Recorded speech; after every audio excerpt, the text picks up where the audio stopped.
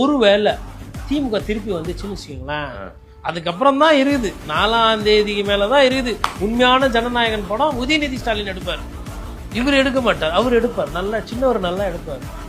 என்னென்ன பண்ணி நானும் லூசு விட்டேன், இதெல்லாம் மறந்துடுவாங்க, இதெல்லாம் மறந்துடுவாங்க. ஒருவேளை திமுக வருது, நம்ம அதே பேசிடுவோம். திமுக வருதுன்னு வச்சுக்கோங்களேன், ஆச்சு திருப்பி இவர் பால் டாயிலுன்னு பேசினது, எடப்பாடி பழனிசாமி திமுகவுக்கு விமர்சனம் பண்ணதெல்லாம் மறந்துடுவாங்க.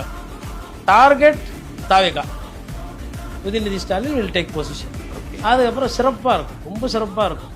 உண்மையான எஸ்ஓபி சொன்னார்ல, திமுக ஒரு தீய சக்தி, திமுக ஒரு தீய சக்தி, தீய சக்தி சொன்னார்ல, இது அடிக்கடி அவர் சொல்ற மாதிரி ஆயிடும். ஏன்னா இவர் வந்து நிறைய பேசிட்டார், யார் யாரை கிண்டல் பண்ணமோ நையாண்டி பண்ணமோ எல்லாம் பண்ணிட்டாரு. அவங்க பெருசா இவரை கண்டுக்கல, அதிமுகவும் சரி திமுகவும் சரி பெருசா தாக்குதல் பண்ணல.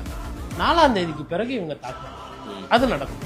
4ஆம் தேதி இந்த படம் ஜனநாயகனை மறந்துட்டு மக்கள் உண்மையான ஜனநாயகன் யார்